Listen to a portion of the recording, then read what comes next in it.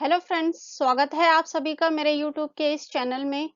आज की वीडियो में मैं आपके लिए लेकर आई हूँ चैप्टर 6 से रिलेटेड कुछ मल्टीपल चॉइस क्वेश्चंस। तो चलिए स्टार्ट करते हैं। फर्स्ट क्वेश्चन है, अमीर खुसरो मिलने जाते थे बाबा फरीद से, ख्वाजा मोइनुद्दीन चिश्ती से, शेख नासिरुद्दीन चिराग दहली से। ऑप्शन डी, शेख निजामुद्दीन औलिया से। तो जो अमीर खुसरो जी थे वो मिलने के लिए जाते थे शेख निजामुद्दीन औलिया से। Option D. सेकंड क्वेश्चन, सूफी पंथ का संबंध है ऑप्शन ए हिंदू धर्म से, सिख धर्म से, इस्लाम धर्म से या ईसाई धर्म से। तो सूफी पंथ जो था, सूफी का संबंध जो है वो है ऑप्शन सी, इस्लाम धर्म से।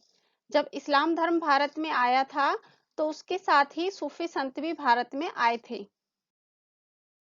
थर्ड क्वेश्चन, खानकाह का संबंध निम्न में से था। ऑप्शन ए शिया संप्रदाय, बी सूफीवाद, सुन्नी संप्रदाय या तांत्रिक उपासना। तो जो खानका है उसका संबंध जो है वो है ऑप्शन बी, सूफीवाद से। क्योंकि सूफी जब भारत में आए थे और यहाँ पर परमानेंटली सेटल हो गए थे तो उन्होंने खानकाह का निर्माण किया जिसमें वो लोग रहते थे। फोर्थ क्वेश्चन, कांसे में ढाली गई शिव प्रतिमाओं का निर्माण करवाने वाले शासक निम्न में से कौन थे। ऑप्शन ए चोल, पांड्य, सातवाहन या गुप्त। तो इसका सही आंसर है ए चोल। चोलों ने ही शिवजी जी की काफी सारी कांसे की मूर्तियों को बनवाया था।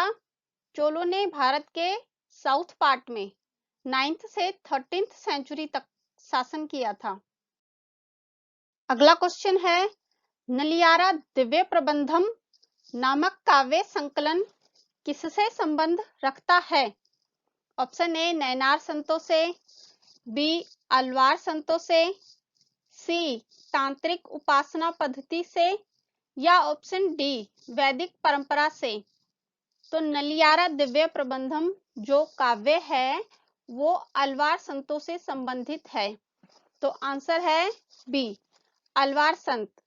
क्योंकि नलियारा दिव्य प्रबंधम जो अलवारों का ग्रंथ है उसको वेदों जितना ही महत्व दिया गया है। क्वेश्चन नंबर 6, सबसे पूजनीय दरगाह किस सूफी संत की है। Option A Sheikh Nizamuddin Auliya, B Sheikh Nasiruddin, C Sheikh Fariduddin Ganje Shakar, D Khwaja Moinuddin Chishti. तो इसका जो आंसर है वो है ऑप्शन डी, ख्वाजा मोइनुद्दीन चिश्ती की जो दरगाह है वो सबसे पूजनीय मानी जाती है क्योंकि वही सबसे पहले राजस्थान के अजमेर में आकर बसे थे।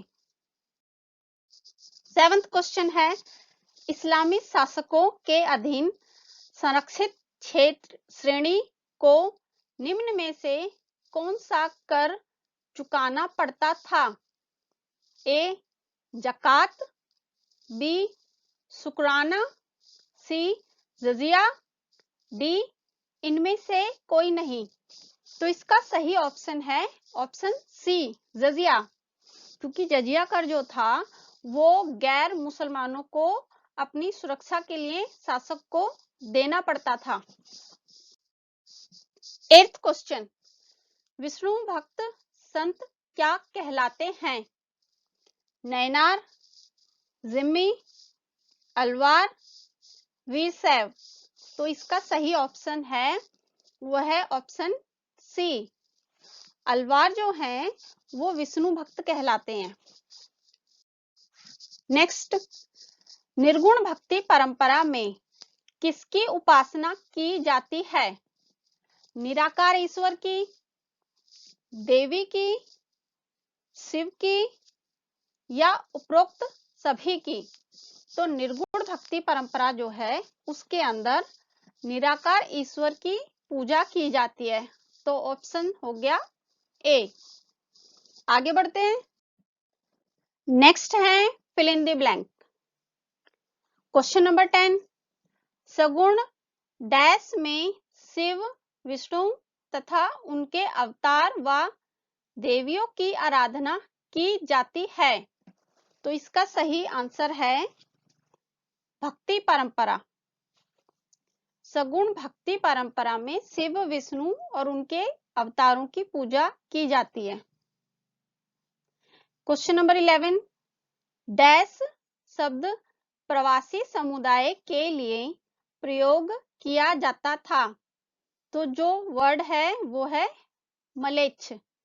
मलेच्छ वर्ड जो है वो जंगलों में रहने वाले प्रवासी समुदाय के जो लोग हैं उनके लिए किया जाता था। मलेच्छ के लिए ऐसा माना जाता था कि ये लोग सभ्य नहीं है। अगला है 12, सूफी संत डैश के द्वारा भी ईश्वर की उपासना करते थे। आंसर है इसका जिक्र व समा। सूफी संत जो हैं जिक्र व समा के थ्रू भी भगवान की आराधना करते थे।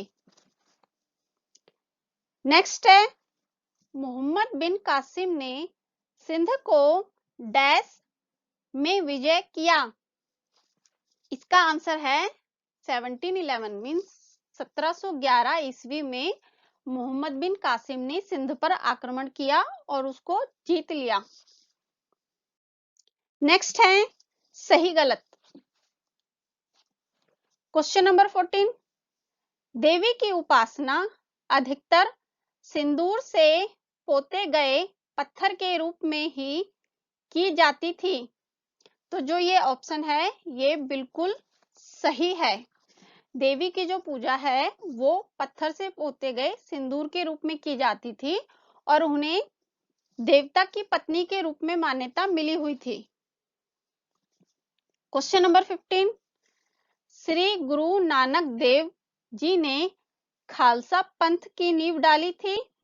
तो ये जो स्टेटमेंट है ये पूरी तरीके से गलत है, क्योंकि खालसा पंथ की नींव जो है वो 10वें गुरु गुरु गोविंद सिंह ने डाली थी।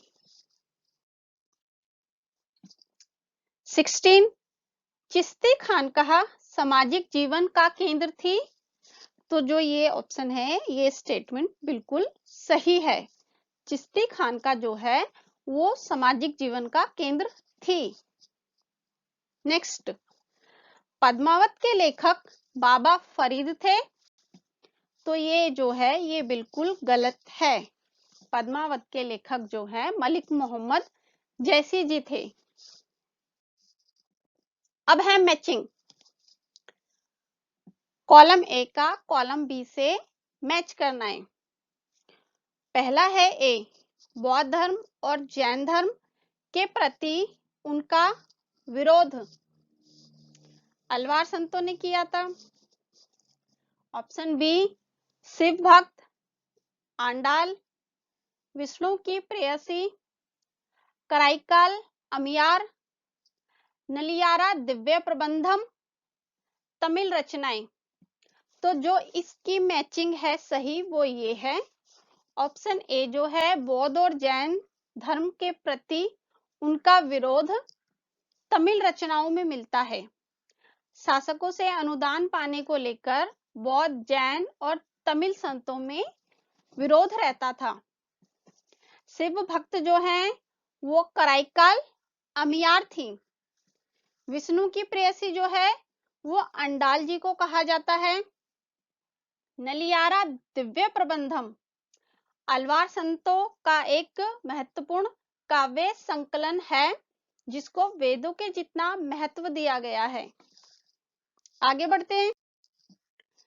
19 क्वेश्चन, कॉलम ए का कॉलम बी से मैच करना है। ए, बासवन्ना विधवा विवाह को मान्यता देना, लिंगायत महाराष्ट्र, 13वीं शताब्दी में भक्ति परंपरा का विकास, उल्मा, मुसलमान शासक, वीरशैव व लिंगायत। तो इसका जो सही मैच है वो है ये ए। बासवन्ना जी जो थे वो वीर शैव व लिंगायत समुदाय से थे और इसके लीडर भी थे। लिंगायत जो है, लिंगायत एक कम्युनिटी है जिन्होंने विधवा विवाह को मान्यता दी थी कि विधवाओं को भी दोबारा से विवाह करने का अधिकार है। 13वीं शताब्दी में भक्ति परंपरा का जो विकास हुआ था वो महाराष्ट्र में हुआ था। मुसलमान शासक जो थे वो उल्मा के बताए हुए कानूनों के अनुसार शासन करते थे। नेक्स्ट लास्ट क्वेश्चन है कथन और कारण। कथन, कबीर ने मानवतावाद और हिंदू मुस्लिम एकता का समर्थन किया। कारण, उन्होंने धार्मिक और जातिगत भेदभाव की कड़ी आलोचना की। ऑप्शन ए केवल कथन सही है, बी केवल कारण सही है, सी कथन और कारण दोनों सही हैं और कथन कारण का स्पष्टीकरण करता है, डी कथन और कारण दोनों सही हैं किंतु कारण कथन का स्पष्टीकरण नहीं करता। तो जो इसका आंसर है वो है ऑप्शन सी, क्योंकि कथन और कारण दोनों ही सही हैं और कारण जो है वो कथन का स्पष्टीकरण करता है। क्योंकि कबीर जी जो थे उन्होंने हिंदू मुस्लिम एकता के ऊपर बल दिया था। क्योंकि बल इसलिए दिया था क्योंकि वो धार्मिक और जातिगत भेदभाव की कड़ी आलोचना करते थे, उसके विरोध में थे। तो इसीलिए उन्होंने हिंदू मुस्लिम एकता और मानवतावाद को समर्थन दिया। आज की वीडियो यहीं समाप्त होती है। अच्छी लगे तो लाइक कीजिए, कमेंट कीजिए और सब्सक्राइब भी कीजिए। Thank you.